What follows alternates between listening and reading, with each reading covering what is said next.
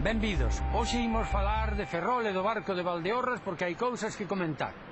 Empezamos. Un documento do Mosteiro de Xuvia do ano 1087 di Per términos de Santo Iuliano de Ferrol. Esta é a primeira documentación de Ferrol, que, contra o que din, non é nin foi San Ferrol, porque non ocorre nin é verosímil que un nome de santo perda o seu san ou santo ou se converter en topónimo. Ferrol ou Ferriol, dentro e fora de Galicia, como nome de lugar, ven do xenitivo Ferreoli, nome do posuidor dunha vila, aquí sobreentendida pero expresa noutros casos, por exemplo, Vilamarín ou Vilaquinte. Estes nomes de posuidores son frecuentes en toda a península. O nome persoal Ferreolus deriva de Ferrum Ferreus, e pode significar un individuo de características físicas ou morais relacionadas co ferro.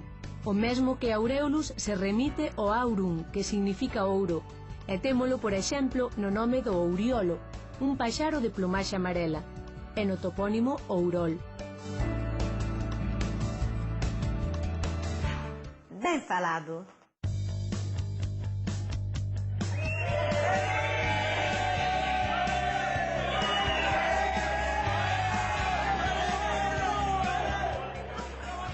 Participei no proxecto por pasarlo ben, por aprender a falar mellor o galego.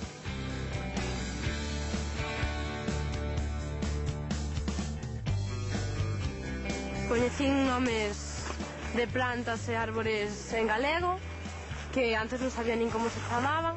Eso axudounos a ampliar o noso vocabulario.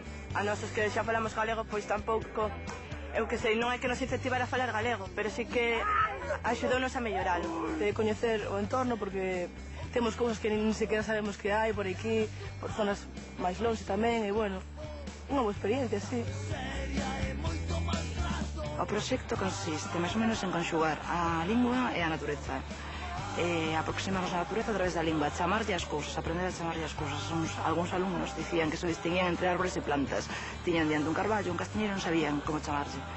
Entón, do que se trataba eso, de recuperar as palabras, de nomear a natureza, de saber onde vivimos, como se chaman os topónimos, de onde veñen, os lugares pequenos, tamén os microtopónimos, buscar un pouco iso, que os rapaces coñezan onde viven a través da lingua.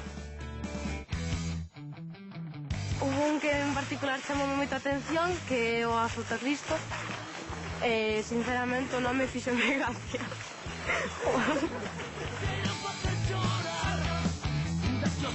O meu traballo en particular consiste en sacar fotos. Rapaces, unha foto! Xuntámonos cos rapaces cada 15 días, máis ou menos, os mércoles pola tarde, preparamos unha saída. E logo a xente pois, que está por aquí que non fala galego, pois, queres que non, axudoulles tamén, porque oírnos a nos falar galego e a vez, pois, eso, palabras novas, tamén axudou. Naide lle obligou a falar galego, quen queira fala galego, quen non quere non fala galego, pero axudoulles. Aprendín pois moitos nomes de árbores, plantas que non coñecíamos e que ignorábamos tamén.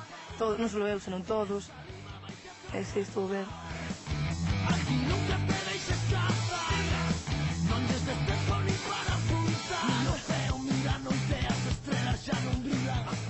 Creo que é unha prímula.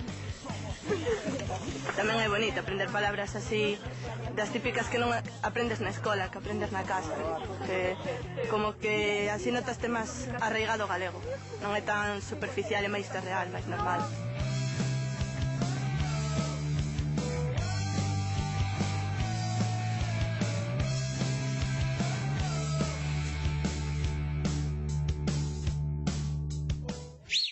A árbore que dá as castañas é un...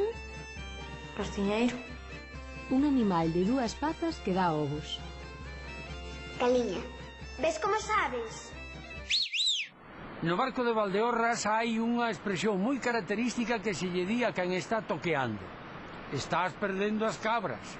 Supoño que é para que non durma. En Ferrol hai moitas, pero quero lles lembrar unha. Ser tan zorro como o golpe. O golpe é un nome que se lle dá en Ferrol e dai cara ao norte ao Raposo. Polo tanto, hai aí o xogo de palabras co mesmo animal. Ata outro día.